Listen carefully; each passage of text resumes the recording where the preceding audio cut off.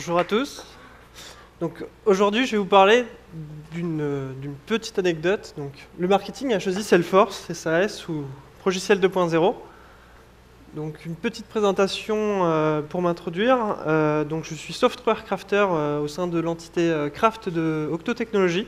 Donc ça tourne autour de toutes les bonnes pratiques de développement. Vous pouvez me retrouver sur Twitter et sur LinkedIn. Donc pour commencer, une petite anecdote. Dans une précédente mission, j'étais développeur au sein d'une entité, d'une grande DSI. Et donc on développait différentes applications métiers, que ce soit des applications web ou mobiles, pour des clients externes à l'entreprise ou des employés de cette entreprise-là. Donc on avait un savoir-faire interne, donc la DSI, que ce soit des gens des ops ou des devs ou des architectes, etc. Donc on avait des gens qui savent faire. Et donc on avait aussi des applications mobiles, que ce soit de l'Android, de l'iOS. Ajouté à ça, on avait un système d'industrialisation qui était relativement solide. On pouvait avoir de l'intégration continue, on avait du déploiement, pas forcément du déploiement continu, mais semi-continu, donc c'était relativement pas mal. Et en fait, du jour au lendemain, c'était une grosse DSI, donc nous on était une entité d'une trentaine ou quarantaine de personnes, et un jour, du top management, on a eu une décision qui nous est arrivée dessus en disant écoutez, les nouveaux projets que vous allez entamer, vous n'allez pas les entamer sur les technos que vous connaissez, sur du Java, sur du Microsoft, sur du .NET. Vous allez tester ça. Vous allez tester du Salesforce. Vous allez essayer d'implémenter votre nouvelle interface web, vos nouvelles applications web, vos nouvelles applications mobiles sur du Salesforce. Parce que nous, on a pris la solution là. On va mettre notre référentiel client dessus, on va utiliser du marketing que propose Salesforce, mais on va aussi utiliser la force que propose Salesforce, qui est donc également une sorte de framework applicatif. Donc ça fait un peu tout. Et donc, je me dis, ok, ça commence bien. Ben, ça commence bien. Un petit sursaut, j'étais pas le seul à avoir cette petite intégration sur la tête. Il y avait pas mal de confrères et consoeurs au niveau de la DSI. Donc quand on regarde un peu les solutions du marché, parce que je me suis dit, bon, ça arrive comme ça, comme un cheveu sur la soupe, on va faire du Salesforce, très bien. Mais quand on regarde un peu ce qui est proposé sur le marché, et les arguments que propose ce type de solution, pour trouver donc certaines verbatims, comme transformer vos idées en applications mobiles et métiers, en quelques clics et lignes de code. Dixit Salesforce, c'est pris tel quel sur le site internet. Autre citation, je ne vais pas citer que Salesforce, mais les grands éditeurs de Progiciel, on peut trouver « Accélérer vos transformations numériques en construisant l'application exacte dont vous avez besoin, plus rapidement, plus facilement et de manière plus économique ». Bon, ça fait un peu rêver. On se dit, bon, en tant que développeur, finalement, j'ai pas trop d'espérance de vie dans le professionnel, ça pose vraiment beaucoup de questions, ça fait quand même bien rêver. Et une autre petite citation encore, donc le logiciel ERP est la pierre angulaire de nombreuses entreprises. Les applications cloud connectées et innovantes d'Oracle fournissent les fonctionnalités dont vous avez besoin. Donc là, je me dis, oh, ok, c'est parti, on va essayer de voir. Ajouté à ça, donc ça, ces grands éditeurs-là, bon, SAP, vous le connaissez probablement dans votre entreprise, ou que ce soit dans les gestions de paye ou autres modules divers et variés, mais ça date un peu, Salesforce c'est un peu plus récent par rapport à SAP. Mais quand on regarde un peu, la nouvelle tendance, bon, ça fait quelques années déjà, mais toute la vague SAS, donc Software as a Service, on a tout un tas d'arguments qui viennent gratiner tout ça. On a des solutions qui sont plus rapides et faciles à intégrer, on a des solutions qui sont déjà sur le cloud, donc pas besoin derrière de l'intégrer dans son propre SI. Vous avez directement des logiciels qui sont disponibles. Vous n'avez pas toute la période d'embauche d'intégrateurs de solutions ERP où on va prendre 6 mois d'intégration, on va prendre une équipe qui va être dédiée à ça. C'est des gens qui sont intégrateurs de ERP, c'est des développeurs dédiés. On a d'autres arguments tels que la haute disponibilité. Vous n'avez pas besoin derrière c'est pas dans votre SI, donc ils fournissent quelque chose avec un certain taux de SLA, généralement un bon taux de SLA. proche de 99,9%. C'est ce qu'ils vendent. On a aussi une qualité de service. Donc tout ce qui est mis à jour du logiciel, vous ne le faites plus, c'est directement mis à jour au sein de la solution. C'est plutôt invisible, vous avez automatiquement la nouvelle mise à jour qui est tout le temps au top au niveau du cloud. Les sauvegardes, donc plus de gestion de bandes diverses et variées, toute la logistique liée à la sauvegarde, c'est complètement délocalisé, donc c'est encore des bons arguments, ça coûte moins cher. Et vous avez également la notion de cloud, la notion de localisation. Vous avez une multinationale, vous êtes aux États-Unis, vous êtes à Londres, vous êtes à Paris, vous aurez une instance dédiée qui sera plus optimisée parce que géographiquement parlant, elle sera plus prête, etc. Donc tout ça, en fait, ça donne envie. On se dit, moi je vois ça, je ne suis pas très technique, je me dis, ok, je vais partir là-dessus. En plus, on peut faire de la customisation, on peut faire de l'application, on peut coder. Ça fait mon CRM, ça fait ma paye, ça fait tout. J'ai bien envie d'y aller. Concrètement, après, quand on donne ça à des gens plutôt techniques, donc nous, on doit l'intégrer à notre solution. Ça arrive du top. Typiquement, la citation que je vous ai donnée au début, là, avec Salesforce qui est arrivé dans le SI, ça arrive en force et il va falloir faire avec, en fait. Donc, il n'y a pas le choix. On va devoir se débrouiller et on va devoir regarder ce qu'on peut faire. Donc, il y a 3 axes que je vais vous présenter. Il y en a quelques autres également que je n'aborde pas ici, mais ceux que je vais essentiellement me focaliser, c'est la première, c'est comment intégrer, donc dans le précédent talk, on a parlé d'usine de développement, donc c'est comment en fait intégrer ce type de RP dans une usine de développement. Vous avez déjà en fait des choses qui existent, vous avez un environnement de développement pour vos développeurs, vous avez un environnement de recettes, de pré-prod, de tout un tas d'environnements possibles selon vos besoins, et vous allez devoir intégrer ça dans votre cycle. Typiquement, je suis en dev, j'ai besoin de m'intégrer à l'ERP parce que c'est le référentiel client, typiquement si c'est Salesforce, ça va détenir mon référentiel client, j'ai envie de me connecter dessus. Pareil en recette, le métier qui va devoir recéter dessus va avoir envie d'avoir tous les composants de son SI, dont le logiciel. Donc il faut pouvoir l'intégrer dans une usine de développement. C'est une notion à avoir. Autre chose, c'est la notion de périmètre de l'ERP. Donc jusqu'où va fonctionnellement le périmètre de ce type de solution. Et enfin, au niveau purement cartographie SI, architecture, comment on articule ça et comment on l'intègre à l'intérieur. Comment on fait du découpage ou autre. Et comment.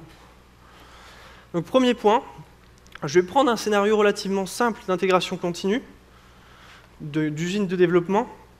Donc je suis développeur, j'ai besoin de pousser mes sources, je fais mon développement, je pousse mes sources sur un dépôt de sources, de code, bien sûr, que ce soit du guide, du SVN ou autre.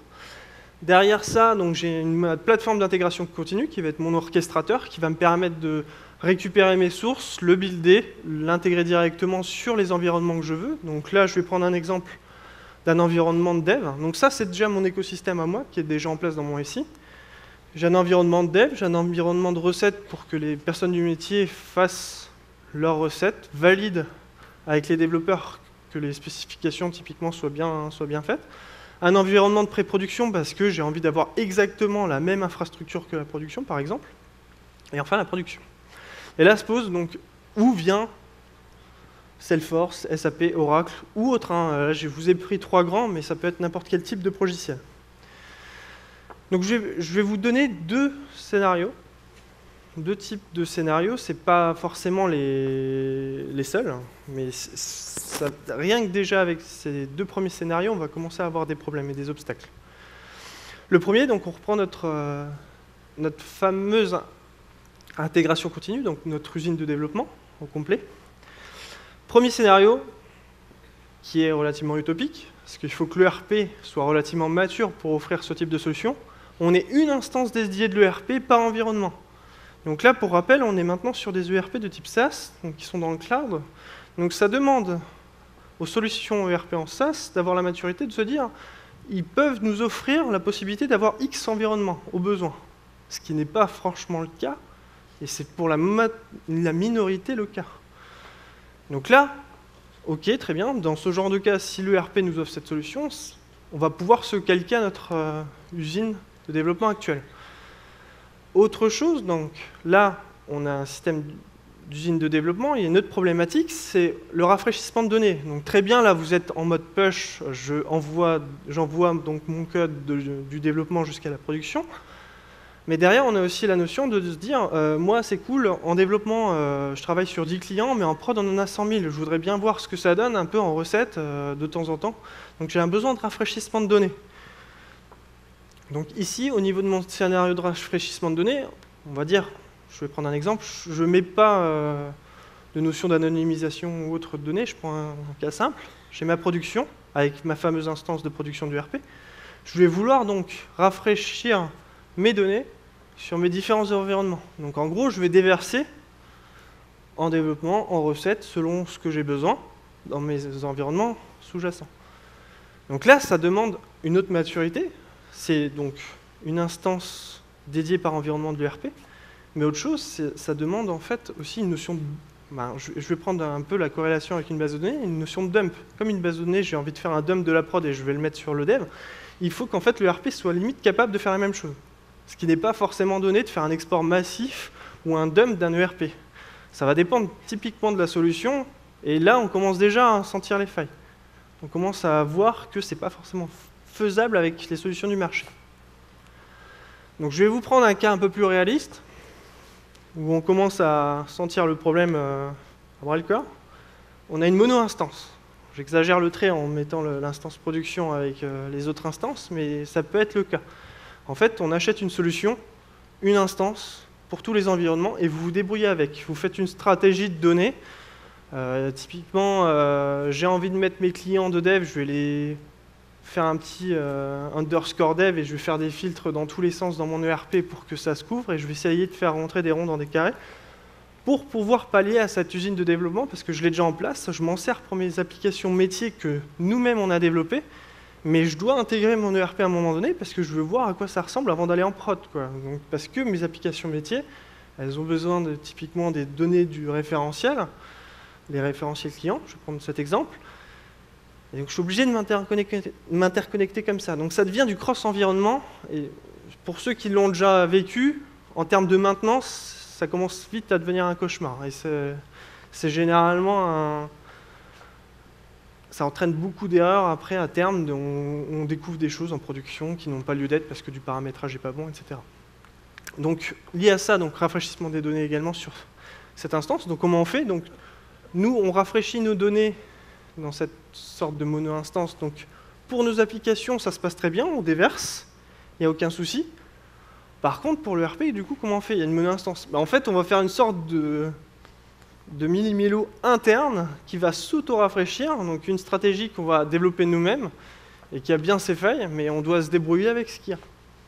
Donc là, source d'erreur, est-ce que j'ai envie de rafraîchir mes données de recettes? Je vais vraiment juste impacter mes données de recettes. Peut-être que derrière, je vais impacter des données de dev, ou même pire, je vais impacter des données de prod. Donc il faut faire attention à ça. Et là, c'est toujours dépendant en fait, de la maturité de l'ERP. Vous allez devoir faire avec, essayer de trouver la solution qui est la plus viable, mais ça ne sera pas forcément la plus belle, et il n'y a pas d'existence de solution, entre guillemets, belle et viable. Donc, on a répondu à la première problématique, c'est important de regarder quand vous avez un ERP qui arrive, donc généralement la décision est prise, vous faites avec, mais si vous devez l'intégrer, vous allez forcément devoir à un moment donné l'intégrer dans votre usine de dev et avoir toutes ces problématiques-là. Donc, on va voir maintenant le périmètre d'un ERP SaaS. L'essence même d'un logiciel, c'est d'être générique. C'est une solution sur étagère qu'on doit intégrer, qu'on doit juste configurer pour son besoin, mais ça reste vraiment une solution sur étagère. Je vais reprendre un modèle qui est connu, donc c'est le build versus buy. Le premier palier, donc le business process outsourcing, vous avez typiquement vous avez envie d'externaliser votre comptabilité dans votre entreprise, vous n'allez pas l'internaliser, donc ça va être une autre entreprise qui va faire ça, vous le délocalisez totalement et vous n'allez pas le gérer. Ça, c'est la première étape. Deuxième étape, c'est le progiciel. Donc là, vous allez acheter la prestation de comptabilité à l'externe. Deuxième, c'est progiciel. Je suis dans le e-commerce, j'ai une gestion de logistique de stock, de gestion de stock au niveau de mon e-commerce.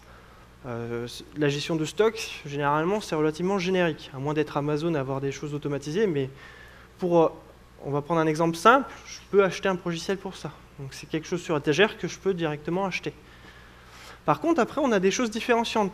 Tout cet aspect spécifique où on va devoir faire du build, en fait. On va devoir développer des applications vraiment qui sont uniques, différenciantes, que les concurrents n'ont pas, et c'est là qu'on va investir la notion de build. Donc en fait, il ne faut pas franchir la fameuse frontière, parce que dans l'expérience que j'ai eue, c'était arrivé de Salesforce, très bien, c'est un CRM à la base, un ERP en mode SaaS, cool.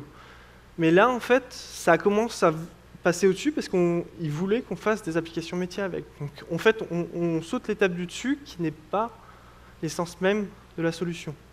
Donc il faut faire attention à ça. Derrière, on nous vendait le fait qu'on puisse développer dans Salesforce. Ok, on va faire de l'Apex, c'est le langage propriétaire de Salesforce, très bien. Mais en fait, la notion même de faire du build dans du buy, on achète une solution et on va faire du build dedans. Ça commence à être contradictoire. On achète une solution pour que ça soit facile à délivrer rapidement et qu'on la laisse telle qu'elle pour son essence même d'origine, et on ne va pas y toucher. Donc, restez toujours dans la configuration et l'intégration, et jamais dans le développement. On va essayer de graviter autour, mais jamais taper dans le dur, parce que là, ça commence à être vraiment une usine à gaz, parce que ce n'est pas prévu pour faire des applications métiers pointues, et vous allez être bridé forcément par la technologie, par la maturité de la technologie, et les choix techniques, vous n'allez pas les faire, vous n'allez pas pouvoir designer comme vous voulez, etc. Derrière, ça va avoir quoi? Des impacts directs sur les utilisateurs. Si vous mettez trop de choses à l'intérieur, vous n'avez pas la maîtrise, peut-être qu'il va y avoir des problèmes de performance. Ce n'est pas dédié à mettre toute votre logique métier à l'intérieur. C'est la première chose. La deuxième chose, c'est au niveau ergonomie. Ayant vu certains écrans SAP pour que ça calque certains process compliqués de métier, ça devient une usine à gaz et limite, les utilisateurs derrière ne comprennent pas. Ils ont 7 étapes de validation pour faire un mini-process tout simple et ils ne comprennent pas pourquoi on leur fait ça. Parce qu'en fait, on a mis le logiciel au milieu, on a voulu qu'il fasse tout. Donc en fait, c'est d'essayer de rationaliser et de se dire, on reste dans notre périmètre, c'est juste un périmètre fixe. Et dès qu'on rentre au-delà, où c'est du spécifique, de l'innovation, du différenciant, on va faire du build et pas du build dans un logiciel. Donc attention au langage propriétaire, toujours la faisabilité. On est bridé au langage en question, si c'est de l'Apex ou autre, et SAP offre son propre langage également. La demande d'expertise est également plus rare. Sur le marché, déjà que ce n'est pas forcément évident de trouver des développeurs. Alors on va chercher des développeurs Java très bien, .NET ou autre, mais demander des développeurs Apex sur le marché, c'est notre paire de manches. Qualité aussi du développement peut en souffrir. Vous avez l'habitude, les développeurs ont probablement certaines méthodologies, certains designs applicatifs. Est-ce qu'ils vont pouvoir le reproduire en mode build dans une application logicielle? Ils vont forcément être bridés par la boîte noire, par la sandbox du logiciel. Ils ne vont pas avoir les mains libres et à être complètement autonomes sur les choix techniques. Donc tout ce qui est design applicatif, il faut oublier. Ils vont être bridés et ça va être quelque chose, ça va être généralement, ça ressemble à du spaghetti, ce qu'il y a à l'intérieur. Enfin, donc, comment intégrer sa solution dans le SI? Donc, première chose, en fait, découplage dans son SI. Pourquoi on doit découpler donc, son logiciel au sein de son ERP? Il y a différentes choses.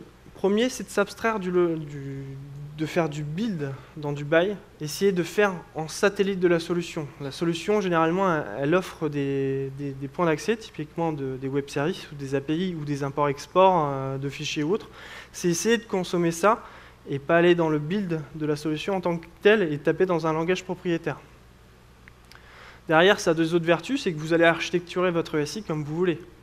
Vous allez plugger n'importe quel type de techno, que ce soit du Java ou autre, tel type de serveur, on s'en moque, vous faites ce que vous voulez, comme à l'ancienne, c'est juste que vous allez plugger des connecteurs autour de votre ERP.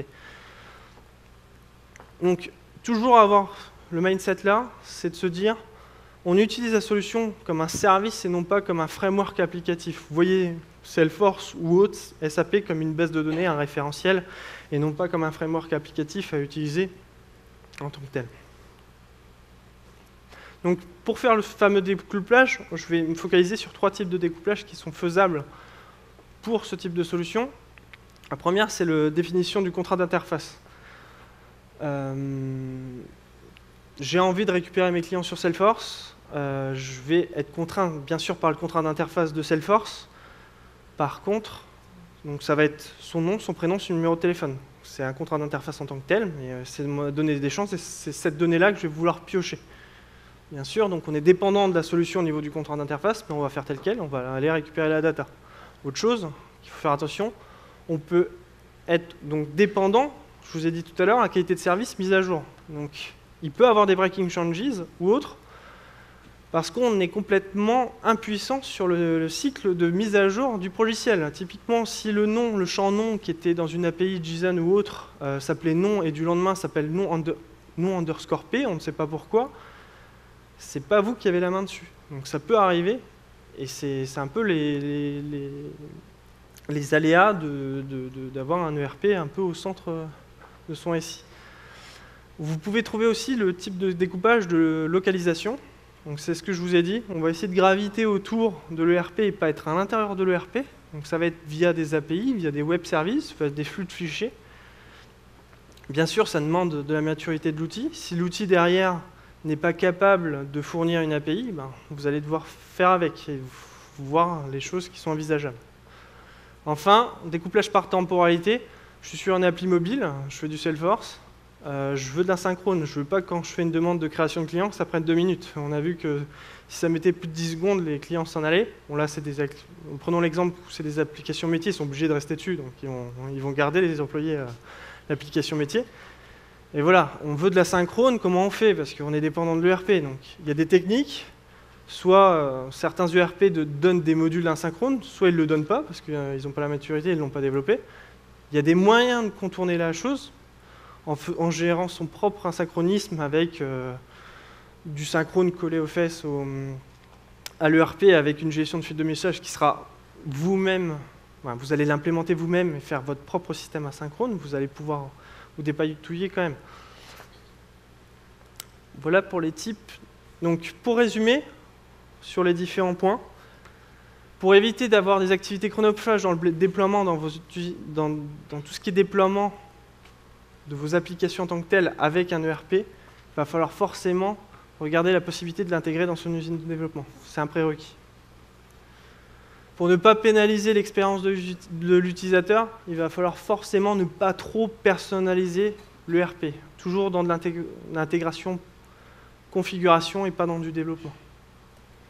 Et enfin, pour ne pas avoir à dénicher des développeurs dédiés, type Apex ou autres, qui sont très rares, peut-être chers, mais pour faire au final du code spaghetti dans une solution où vous allez vous marier avec finalement, en plus en étant contraint par la solution, essayez de découpler un maximum avec votre SI, selon la faisabilité.